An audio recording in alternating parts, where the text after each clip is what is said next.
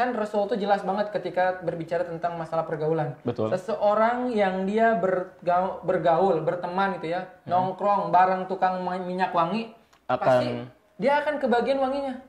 Dan ketika kita nongkrongnya di tempat bengkel misalnya, nah, iya bengkel, bubut misalnya kan, yang asap gitu kan. Iya bau pasti bau asap. Kita pasti bau asap kan. Bau asap. Nah begitupun dengan pertemanan. Betul. Iman itu akan naik dengan ketaatan dan iman itu akan terkikis gitu ya, akan ngedown gitu ya, akan turun ketika kita melakukan kemaksiatan kepada Allah Subhanahu Wa Taala.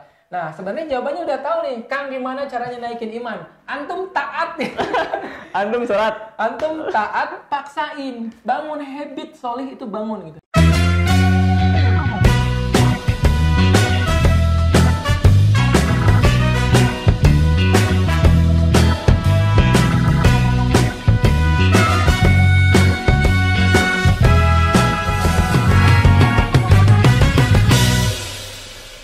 Oke lanjut ya. Ini dari Rina.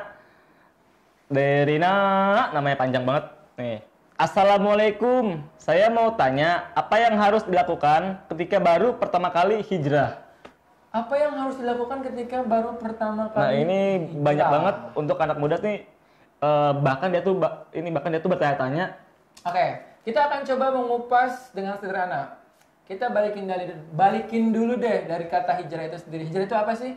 Hijrah itu perubahan. Hijrah itu kan move, iya kan? Berpindah, bergerak, berubah, upgrade gitu ya. Shift, atau misalnya shift gitu ya. Ya intinya berpindah dari sesuatu yang tidak baik menjadi baik gitu ya. Itu kan hijrah gitu. Nah, sekarang gimana yang harus dilakukan ketika kita baru pertama kali hijrah, berpindah dari sesuatu yang tidak baik ke tempat yang baik. Nah, caranya adalah bangun circle di tempat yang baik. Buat circle di teman yang baik, di tempat yang baik, atau dekati selalu hal-hal yang baik. Nah, bisa dimulai dari datang ke kajian. Iya, kajian teman hijrah. Karena hijrah itu perlu teman. Betul. Kita tuh hijrah tuh nggak bisa sendiri. Iya kan? Setan aja goda kita berjamaah. Betul, betul banget berjamaah. Walau alam ya kita nggak. Ya, kita tuh hijrah ya teman-teman, itu nggak bisa sendiri. Kita tuh hijrah harus berjamaah. Kenapa? Karena kita itu butuh orang untuk menguatkan. Watawasau bil haq, watawasau bis sabr gitu ya. Kita itu butuh diingatkan dalam kebaikan dan butuh dikuatkan ketika diuji dengan kesabaran. Maka kita itu butuh orang lain dalam proses perjalanan hijrah kita. Nah, di mana kita menemukan teman-teman untuk berhijrah? Nah, di tempat di mana kita bisa menguatkan diri kita untuk berhijrah, di kajian. Kajian teman hijrah, salah satunya. Jadi teman-teman harus punya orang yang bisa mengingatkan dan menguatkan. Itu yang pertama gitu. Jadi datangi circle kebaikan. Kajian lah, itu circle kebaikan itu misalnya kajian gitu ya. Kajian teman hijrah misalnya. Kemudian kalau misalnya teman-teman memang punya guru gitu ya, ada murabi, Ahwat mau ada murabiyah, Iwan ada murabi, itu jauh lebih baik. Karena akan ada yang menjaga kita, nge-treatment terus diri kita, nge-charge ruhiyah kita biar kita tidak oleng dalam hijrah. Biar kita tidak keluar dari jalur Allah. Bukan, tidak lemah motivasinya dalam berhijrah itu. Kemudian terus menuntut ilmu, karena iman itu dikuatkan dengan keilmuan. Iman dan ilmu itu adalah hal yang akan mengakselerasi ketakwaan kita. Jadi ada orang dia beriman tanpa juga berilmu, wah itu nggak bisa. Antum gimana bisa iman kepada Allah tanpa antum berilmu? Ya minimal ilmu beriman kepada Allah tuh apa gitu kan. Harusnya kayak gimana. Kenapa kita tuh harus beriman kepada Allah? Karena Allah tuh begini. Nah itu tuh ilmunya gitu. Ya, jadi menghadirkan kepercayaan itu dikuatkan juga dengan ilmu agama maksudnya ya. Bukan ilmu logika, ilmu agama kita kepada Allah. Nah itu kira-kira mungkin 3 hal itu yang bisa kita coba untuk teman-teman yang baru saja hijrah. Oke, lanjut ya. Ini dari Friska _ apakah seorang anak perempuan wajib menafkahi ibunya saat ibunya sudah menikah lagi? Sebenarnya kalau dibilang kewajibannya gini nih. Pertama kita nggak akan berbicara tentang kewajiban menafkahi atau apa setelah menikah. Tapi kita berbicara tentang bakti antara anak kepada orang tuanya. Yang namanya berbakti kepada orang tua itu adalah kewajiban. Betul. Nah ini harus dipahami dulu. Bab menafkahinya kita bahas lagi. Berbakti kepada orang tua itu adalah bagian daripada kewajiban seorang anak. Ya, perkara misalnya ibunya menikah lagi atau ibunya single parent gitu ya, atau misalnya ibunya jauh dari dia, tetap dia harus berbakti kepada orang tuanya. Hatta dia laki-laki maupun perempuan. Yang laki-laki jelas gitu ya, itu tanggung jawab seorang anak laki-laki itu kepada ibu. Walaupun nanti anak perempuan itu tetap dia memiliki tanggung jawab, tapi alur koordinasinya itu kepada suaminya terlebih dahulu gitu. Maka nanti ya kalau misalnya suaminya mengakang, yang berdosa adalah suaminya. Nah, sekarang kalau misalnya menafkahi, ya apakah kewajiban kalau kita mampu, ya mampu secara materi gitu ya, ya berikanlah nafkah itu kepada orang tua, bukan dalam rangka untuk menafkahi, tapi memberikan hadiah, memberikan apa ya, bukan ujroh mah bayaran, memberikan apa ya, bentuk perhatian kita kepada orang tua kita. Jadi mungkin kata-kata menafkahi itu seolah-olah kita itu memberikan kehidupan buat orang tua kita, enggak gitu. Teman-teman bayanginnya gini, itu orang tua, ibu terutama ya, itu mengandung kita 9 bulan, nyusuin kita 2 tahun. Ketika kita hendak belajar jalan gitu ya, itu ibu yang menuntun kita. Belajar bicara itu ibu yang menuntun kita. Kira-kira apa ya? Wajar nggak sih kalau kita tuh ngasih buat ibu kita? Wajar dong. Wajar banget. Perkara dia udah nikah, itu lain cerita. Perkara misalnya dia juga hidup kaya, itu juga lain cerita. Kita tuh nggak perlu ngasih kasih sayang ke orang tua berupa kasih sayang maksudnya secara fisik, materi gitu ya, maupun perasaan. Dengan ngelihat kemampuan orang tua kita. Kalau dia kaya, oh yaudah dia mau udah kaya nggak usah dikasih. Enggak harus gitu. Karena kasih sayang kepada orang tua, begitupun orang tua kepada anak itu tidak terikat dengan yang namanya kekayaan dan lain sebagainya. Itu adalah ikatan hati yang harus selalu kita bangun dengan orang tua kita. Nah, jadi saya mungkin mau meluruskannya begitu gitu ya, bukan dalam rangka menafkahi. Ketika kita memang mampu. Tapi ketika misalnya kita tidak mampu, ya jangan juga dipaksakan. Berikan pengertian kepada orang tua ketika kita tidak mampu. Ya udah nggak apa-apa, nggak jadi masalah gitu, karena memang ketika kita mampu jelas itu sudah menjadi keharusan bagi kita untuk memberikan sesuatu yang kita apa ya Allah titipkan ke kita kepada orang tua kita gitu. Ya kalaupun misalnya kita belum mampu ya nggak apa-apa, tapi apa ya, ikhtiarkan kita untuk bisa mampu agar kita bisa membahagiakan para orang tua kita. Nah gitu kira-kira, cakep banget lah pokoknya. Oke, lanjut nih dari Santi. Nah ini nih yang sering banget dikeluh kesah ya, gini. Bismillah, coba dong TH, tolong ngadain kelas ta'aruf. Aduh. Nah, Next. Oke, next ya. Insya Allah nanti nih, Insya Allah next. Ada lagi nggak pertanyaan yang apa gitu yang apa extraordinary? Oh, gitu? ada nih.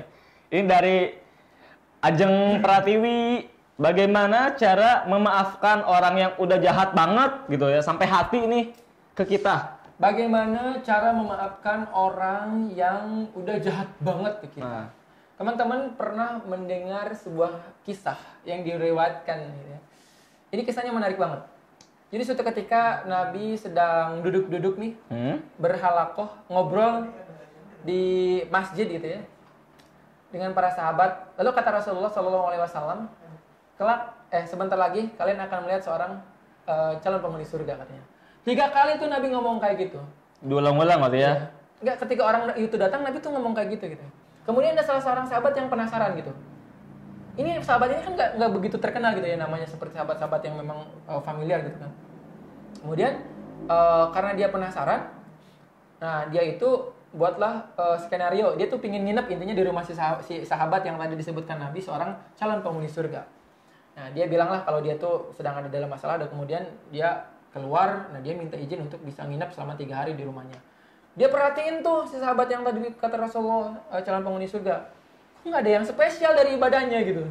Ibadahnya biasa-biasa aja gitu kan. Sama juga ya. Nabi, kenapa dia bilang kalau dia itu calon penghuni surga? Nah, sampai hari ketiga kemudian dia jujur tuh kepada sahabat yang tadi itu. Nah, bahwa dia itu sebenarnya pingin tahu apa sih yang dilakukan oleh si sahabat ini. Sampai kemudian Rasulullah mengatakan bahwa kau itu adalah seorang calon penghuni surga katanya gitu. Kemudian ya sebagaimana yang kau lihat gitu ibadahku, yang nggak ada yang kurang juga nggak ada yang lebih. Cuman ya di akhir itu dia menambahkan setiap sebelum dia tidur dia selalu memaafkan semua orang-orang yang sekiranya pernah menyakitinya atau ya pernah salah ke dia atau apa. Ini nih intinya dia itu selalu membersihkan hatinya setiap dia mau tidur, dan begitu terus setiap hari. Hingga akhirnya dalam hatinya itu tidak ada yang namanya kebencian. Masya Allah. Makanya kata Rasulullah, nah dia adalah seorang calon penghuni surga. Kan la taqdzab wa lakal jannah.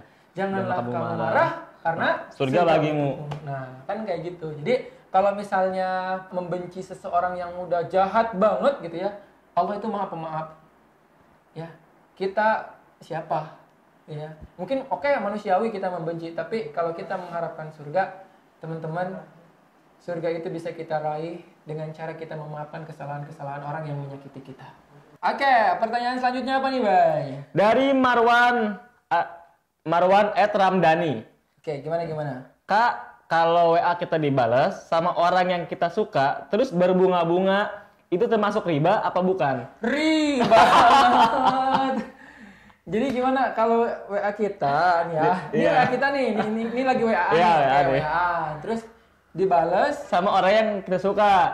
Hati kita berbunga-bunga. Apakah termasuk riba? Jadi bunga itu riba. Mohon maaf, Anda mendefinisikan bunga itu riba. Terus kalau misalnya bunga mawar jadi riba juga? Riba. Bunga cem apa lagi? Punya anak namanya bunga riba. Bunga raplesia riba juga. Terus yang namanya bunga riba. Pokoknya hukumnya riba udah. Jadi setiap kata bunga adalah riba. Gitu ya Allah, bener-bener dah. Oke, tapi ini ngomong-ngomong chat-chatan sama orang yang kita suka. Nah, ini juga ya, mungkin buat teman-teman semua, kalau suka itu ya nikahin, jangan dichat-chatin aja.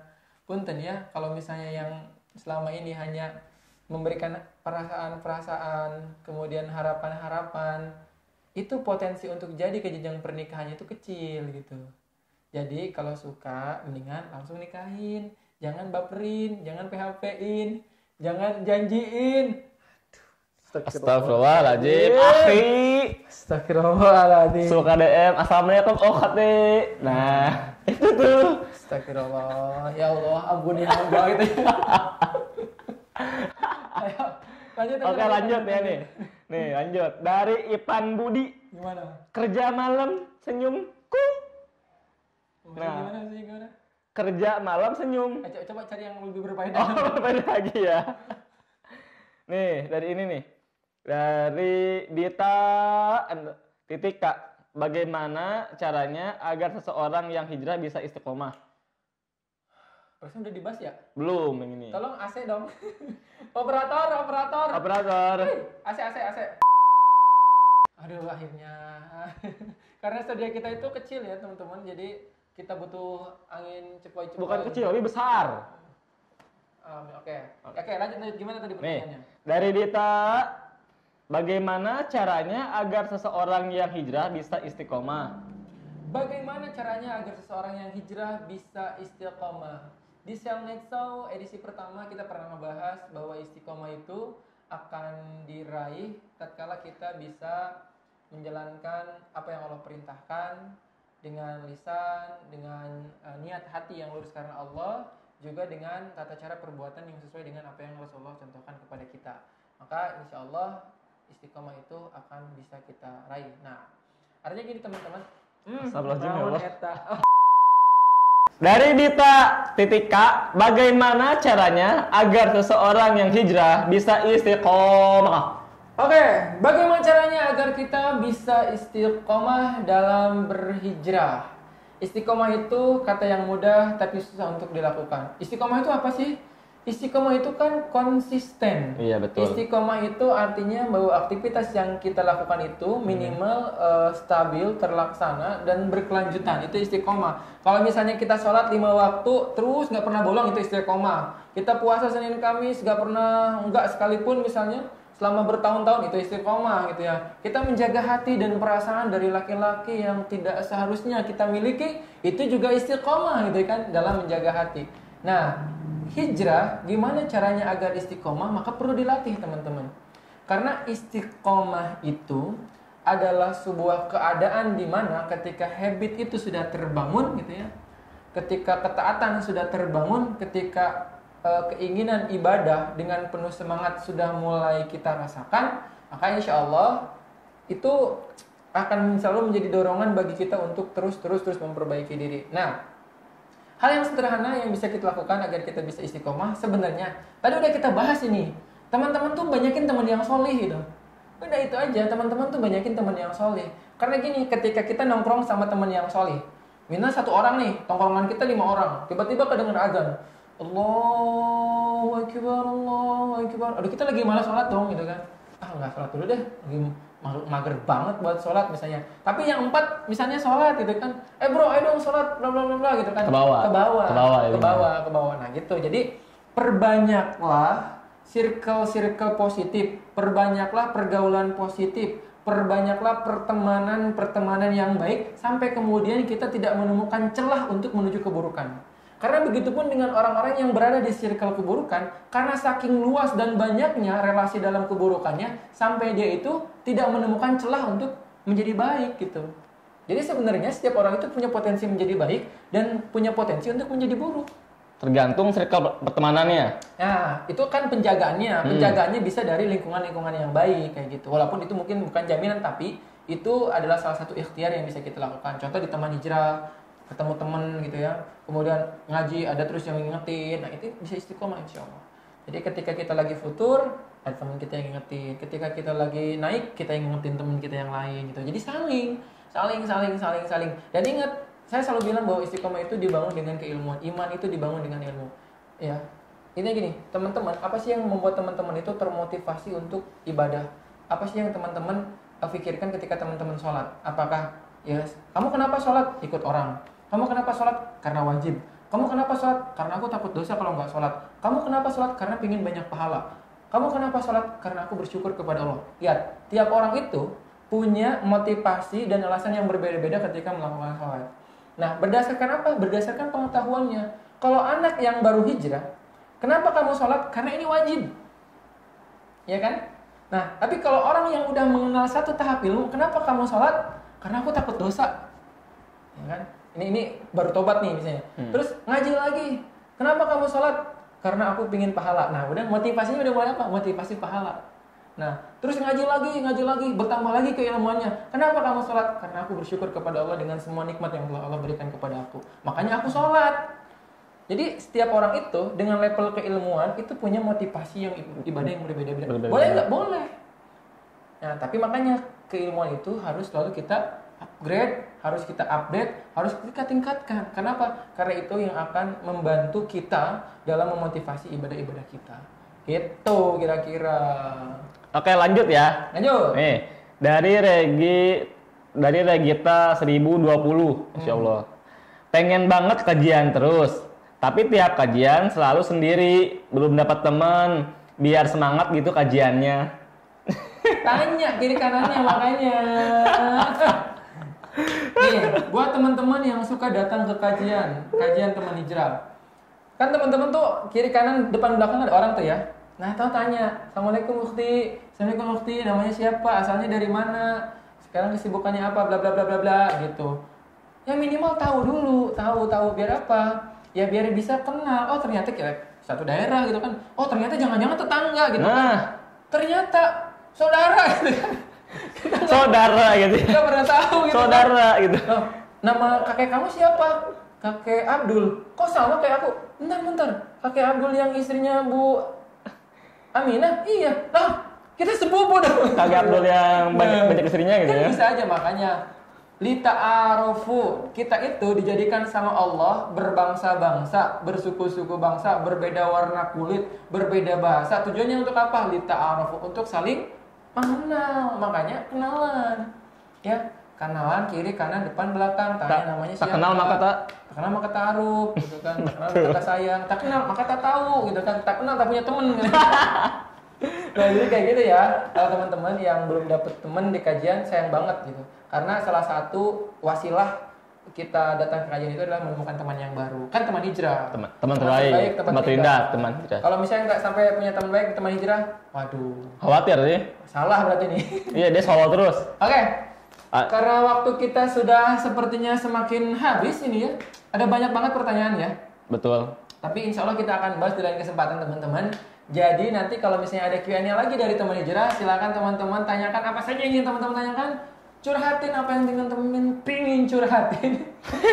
Terus apa lagi ya? Ungkapkan apa yang ingin teman-teman ungkapkan. Ungkapkan perasaan hati teman-teman. Ya, dan jangan lupa setiap hari Selasa kita akan ada Salam naik. So, kita akan ngaji bareng untuk menambah sakopah Islamiyah kita dengan cara-cara yang seru banget. Dan jangan lupa tiap hari Jumat dini hari jam 3 ada charging iman bersama guru kita Ustadz Hilman Fauzi. Dan Sabtu ada kajian. Sabtunya ada kajian. Oke, kalau gitu mungkin kita cukupkan saja untuk sesi curhat ceria. Curhat dong, Kak. Kali ini kita akan lagi di curhat ceria selanjutnya. Pastikan teman-teman pantengin terus Instagram teman hijrah dan jadikan teman-teman salah satu di antara yang curhat dong, Kak. Masya Allah. Saya sebagai apa ya saya statusnya di sini ya? Saya Bayu Dan yang magang ke sini undur diri. dan saya adalah mentor pas magang. Oke, pokoknya kita berdua undur diri. Kita akan ketemu lagi di next curhat ceria. Ceria. Assalamualaikum warahmatullahi wabarakatuh.